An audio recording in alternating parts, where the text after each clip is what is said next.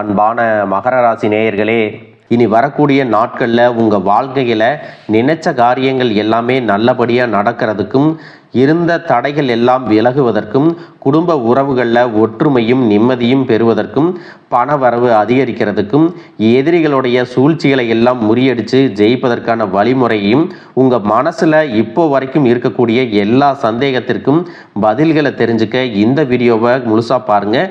உங்களுக்கான தீர்வு நிச்சயமாக உங்களுக்கு கிடைக்கும். மகர ராசி உத்திராடம் நட்சத்திரம் 2, 3, 4 பாதம், திருவோண நட்சத்திரம், அவிட்டம் நட்சத்திரம் 1, 2 பாதம் உள்ளவர்கள் சனி பகவான ராசி அதிபதியாக கொண்டதால நீங்கள் எப்பவுமே கடினமான உழைப்பாளிகளாக இருப்பீங்க. சகிப்புத்தன்மையும் விடாமுயற்சியும் உங்ககிட்ட எப்பவுமே இருக்கும். எல்லா வேலைகளிலும் ஒரு பொறுப்புணர்வோடு செயல்படுவீங்க. எதையும் ஆழமாக சிந்தித்து பார்த்து தான் முடிவுகளையும் எடுப்பீங்க. நம்பிக்கையானவங்களாக இருப்பீங்க. அதே சமயத்தில் மற்றவங்களும் உங்ககிட்ட நேர்மையாக நடந்துக்கணும், உண்மையாக இருக்கணும் அப்படின்னு எதிர்பார்ப்பீங்க. இப்படி எல்லார்கிட்டையும் உண்மையான அன்பு செலுத்தக்கூடிய தூய உள்ளம் கொண்டவங்களா இருப்பாங்க. இவங்க வாழ்க்கையில எத்தனையோ கஷ்டங்களை எல்லாம் அனுபவிச்சுட்டு இதுக்கு மேல புதுசா நான் என்ன கஷ்டத்தை பார்க்க போறேன் அப்படின்னு எல்லாத்தையுமே சாதாரணமா எடுத்துட்டு கடந்து போகக்கூடிய அனுபவசாலிகளாகவும் இருப்பாங்க. எத்தனையோ கனவுகளோடவும் எதிர்பார்ப்புகளோடும் தான் இந்த 2026ஆம் ஆண்டுல நீங்க இந்த வாழ்க்கையை தொடங்கி இருக்கீங்க. இது வரைக்கும் உங்க வாழ்க்கையில நடந்த சில பண தடைகளுக்கும் ஆரோக்கியம் இல்லாம போனதுக்கும் என்ன காரணமா இருக்கு அப்படின்னா, சில நட்சத்திரங்கள் வரக்கூடிய நாட்கள்ல நீங்க பணத்தை மற்றவங்களுக்கு கடனா கொடுத்திருப்பீங்க. அதை திரும்ப வாங்க முடியாம இப்ப வரைக்கும் மன உளைச்சலுக்கு ஆளாகி தவிச்சிட்டு இருப்பீங்க. உடம்பு சரியில்லாமல் போய் ஹாஸ்பிட்டலுக்கும் அதிகமான செலவு செஞ்சுருப்பீங்க. இதுக்கெல்லாம் ஒரு ஜோதிட சூட்சமம் இருக்குது. அது என்ன அப்படின்னா, பரணி, கார்த்திகை, திருவாதிரை, ஆயில்யம், பூரம், பூராடம், பூரட்டாதி, கேட்டை, விசாகம், சித்திரை, சுவாதி, மகம் இந்த நட்சத்திரங்கள் வரக்கூடிய நாட்களில் கண்டிப்பாக மற்றவங்களுக்கு பணத்தை கடனாக நீங்கள் கொடுக்கக்கூடாது. எமர்ஜென்சியை தவிர்த்து சிகிச்சைக்காக நீங்கள் மருத்துவமனைக்கெல்லாம் போகக்கூடாது. தவிர்க்க முடியல அப்படிங்கிற பட்சத்தில் நீங்கள் வெளியூர்களுக்கு பிரயாணம் செல்லலாம். இதை மட்டும் நீங்கள் சரியாக செஞ்சிட்டாலே உங்களுக்கு 70% பிரச்சனைகள் தீர்ந்துடும். கூடவே உங்களுக்கு நல்ல செல்வ வளம் பெருகணும், கடன் பிரச்சனைகள் இருக்கக்கூடாது அப்படின்னா உங்களுடைய வீட்டில் பூஜை அறையை நல்லா சுத்தம் செஞ்சுட்டு தானிய லட்சுமியோடைய புகைப்படத்தை வச்சு நவதானியங்களோட அரிசி, பருப்பு, உப்பு, சர்க்கரை இதையெல்லாம் ஒரு சின்ன மண் கலசத்தில் நிரப்பி வச்சு தினமும் விளக்கேற்றி வழிபாடு செய்யலாம். இதை தினமும் செஞ்சுட்டு வந்தால் உங்களுடைய வீட்டில் என்றைக்குமே உணவு பஞ்சம் இருக்காது. செல்வ வளம் அதிகரிக்கும். உங்களுடைய கடன் சுமை குறையும். விவசாயிகளுக்கு உற்பத்தி அதிகரிக்கும். உங்களுடைய பொருளாதார நிலை உயரும். இந்த மாதத்தினுடைய பிற்பகுதி உங்களுக்கு வெற்றியை கொடுக்கும். வணிகம் சம்பந்தமாக நீங்கள் எடுக்கக்கூடிய முயற்சிகளில் தடைகள் வந்தாலும் உங்களுடைய விடாமுயற்சி மற்றும் புதிய சிந்தனைகள் காரணமாக அதுவெல்லாம் உங்களுக்கு நல்ல பலன்களை கொடுக்க போகுது. பணம் கொடுக்கல் வாங்கல்ல பார்த்தீங்கன்னா இது வரைக்கும் உங்களுக்கு தடைகள் எல்லாம் இருந்திருக்கும். இந்த மாதத்தின் பிற்பகுதியில் உங்களுக்கு சாதகமான முடிவுகள் கிடைக்கும். கடந்த சில மாதங்களா பார்த்தீங்கன்னா உங்க வாழ்க்கையில நடந்த சம்பவங்கள், ஏமாற்றங்கள், துரோகங்கள் எல்லாமே உங்களுக்கு மிகப்பெரிய ஒரு அனுபவத்தை கொடுத்து இருந்தாலும் சில விஷயங்களை எல்லாம் இப்ப வரைக்கும் உங்களால ஜீரணிக்க முடியல. அதனாலேயே நிறைய நேரங்கள்ல மனசு வெறுத்து போய் இந்த வாழ்க்கையில இதுக்கு மேல நான் என்ன கஷ்டப்பட வேண்டி இருக்கு, எனக்கு இந்த வாழ்க்கையே பிடிக்கல அப்படின்னு சொல்லிட்டு இருப்பீங்க. இப்படி ஒரு வாழ்க்கை எனக்கு அமைஞ்சதுக்கு நான் வாழாமையே இருந்திருக்கலாம் அப்படின்னு கூட நெகட்டிவான எண்ணங்கள் உங்க மனசுல வரும். இதுக்கெல்லாம் என்ன காரணம் அப்படின்னு பார்த்தீங்கன்னா, நீங்க நினைக்கிறது ஒன்றும் நடக்கிறது ஒன்றுமாக இருந்திருக்கும். நீங்க செய்யக்கூடிய ஒவ்வொரு நல்ல விஷயத்தை கெடுக்கிறதுக்கும், உங்க முன்னேற்றத்தை தடுக்கிறதுக்கும், உங்களை அவமானப்படுத்துறதுக்கும் இங்க நிறைய நபர்கள் எல்லாம் முயற்சி பண்ணிட்டு இருக்காங்க.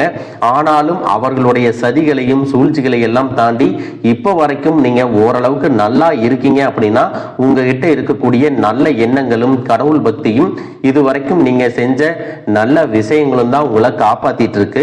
இதுக்கு முன்னாடி நல்ல உறவுகளாகவும் நண்பர்களாகவும் இருந்தவங்களே உங்களுக்கு சில துரோகங்களை எல்லாம் செஞ்சு உங்க வாழ்க்கையை கெடுக்கணும் அப்படின்னு நினைக்கும் போது யார் நல்லவங்க யார் கெட்டவங்க அப்படின்னு தெரியாம எல்லாரையும் சந்தேகப்படுற மாதிரியான ஒரு சூழ்நிலை இருந்திருக்கும்.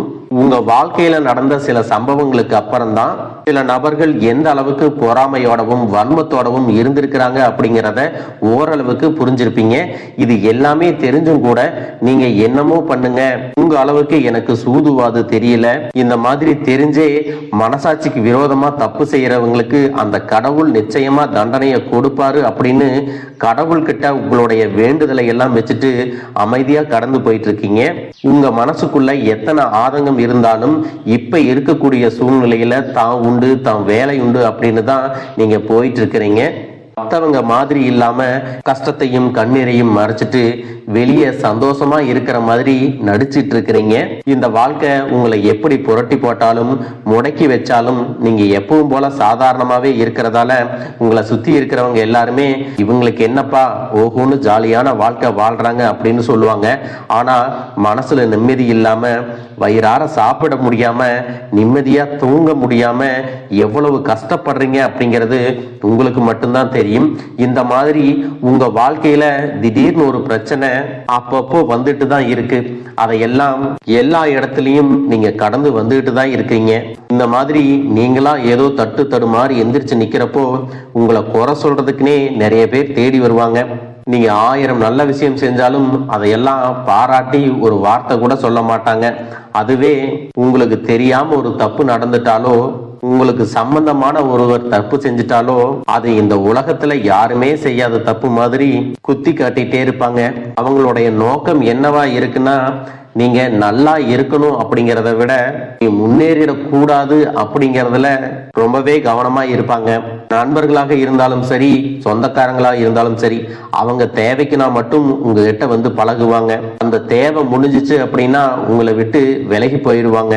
இப்படி மற்றவங்களுக்காக எல்லா விஷயத்தையும் செய்யக்கூடிய உங்களுக்கு ஏதாவது ஒரு அவசரம், ஒரு உதவி தேவைப்படுது அப்படின்னு போய் நின்னா உங்களுடைய சூழ்நிலையை புரிஞ்சுக்காம அவங்க 1000 கேள்விகளை கேட்டுட்டு அதுக்கப்புறமா சின்னதா ஒரு உதவி செய்வாங்க.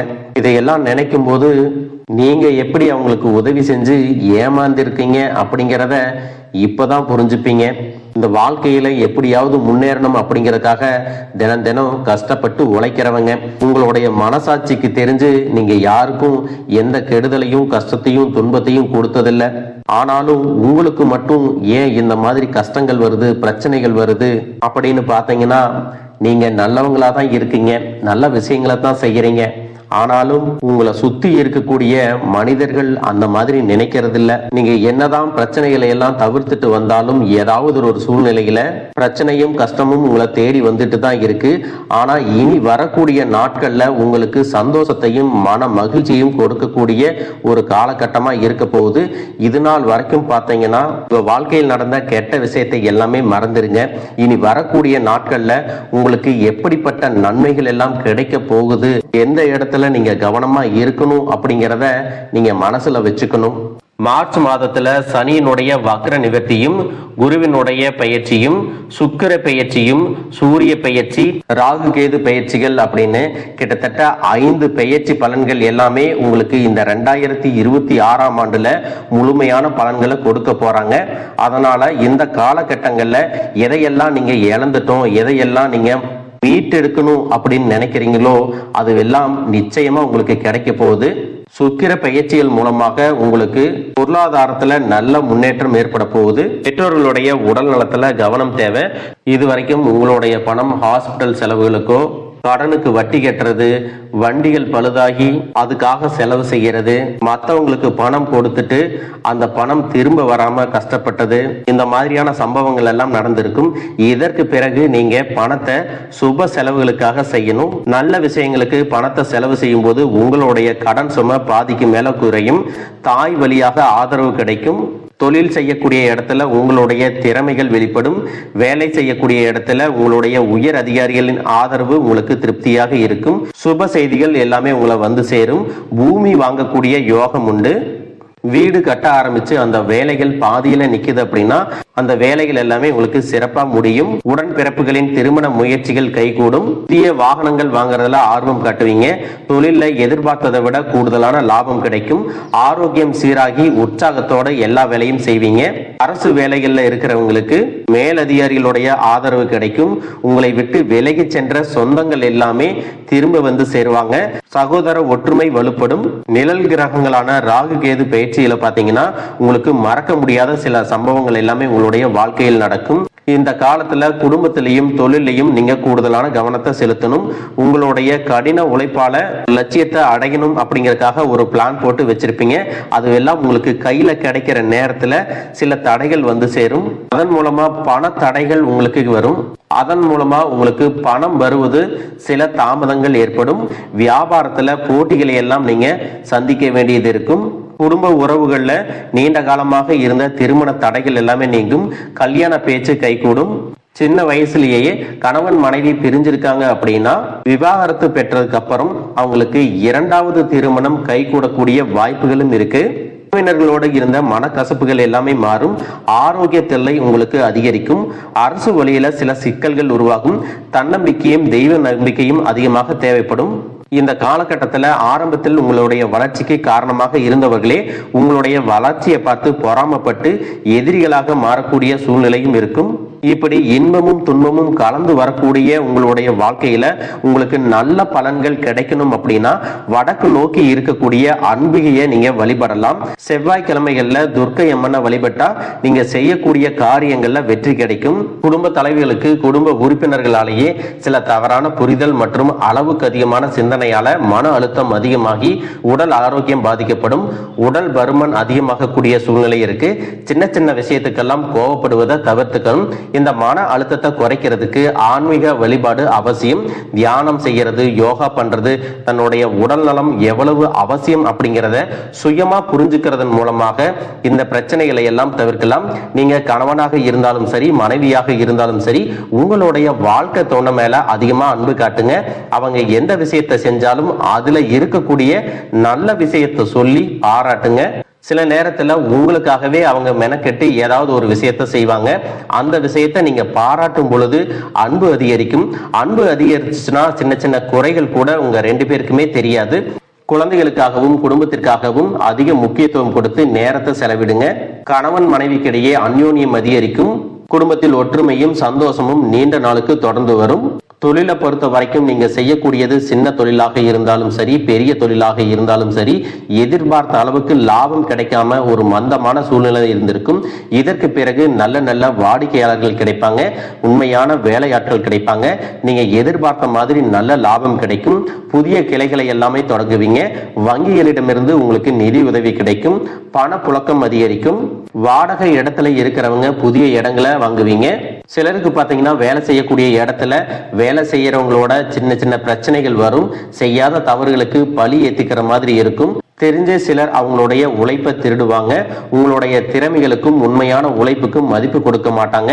இதனாலேயே இந்த வேலையில தொடரலாமா இல்ல வேற வேலைக்கு போகலாமா அப்படின்னு ரெண்டு விதமான மனநிலை இருந்துட்டு இருக்கும். இந்த மாதிரியான குழப்பமான சூழ்நிலையில அவசரப்பட்டு எந்த முடிவுகளையும் எடுக்காம நிதானமா யோசிச்சு முடிவுகளை எடுக்கும் போது அதுவெல்லாம் உங்களுக்கு நல்ல பலன்களை கொடுக்கும். அரசு வேலைகள் மற்றும் போட்டித் தேர்வுகளுக்கு படிச்சுட்டு இருக்கிறவங்களுக்கு உங்களுடைய விடாமுயற்சி மற்றும் கவனச்சிதறல் இல்லாம தொடர்ச்சியாக பயிற்சி செய்யும் பொழுது இந்த 2026ஆம் ஆண்டுல நிச்சயமாக அரசு வேலை கிடைக்க போகுது. உங்களை பொறுத்த வரைக்கும் நீங்க தனியாக இருக்கும்போது சாதாரணமா தான் இருப்பீங்க. உங்களுடைய சிந்தனை எல்லாமே நல்ல விதமா தான் இருக்கும். ஆனா உங்களுடைய சேர்க்கை மற்றும் தவறான நண்பர்களுடைய சேர்க்கை வந்துச்சுன்னா தேவையில்லாத போதை பழக்கத்திற்கு அடிமையாகிறது. கஷ்டப்பட்டு உழைச்சு சம்பாதிச்ச பணத்தை தவறான இடங்கள்ல முதலீடு செஞ்சு ஏமாறக்கூடிய வாய்ப்புகளும் அதிகமாக இருக்கு. அதனால நண்பர்களை தேர்ந்தெடுக்கும் பொழுது உங்களுக்கு கூடுதலான கவனம் ரொம்பவே முக்கியம். புதிய தொழில் மற்றும் முதலீடுகள் செய்யும் பொழுது அது நல்லதா கெட்டதா அப்படின்னு எல்லா இடத்துலையும் ஆராய்ஞ்சு பார்த்து முடிவெடுப்பது உங்களுக்கு நல்ல பலன்களை கொடுக்கும்.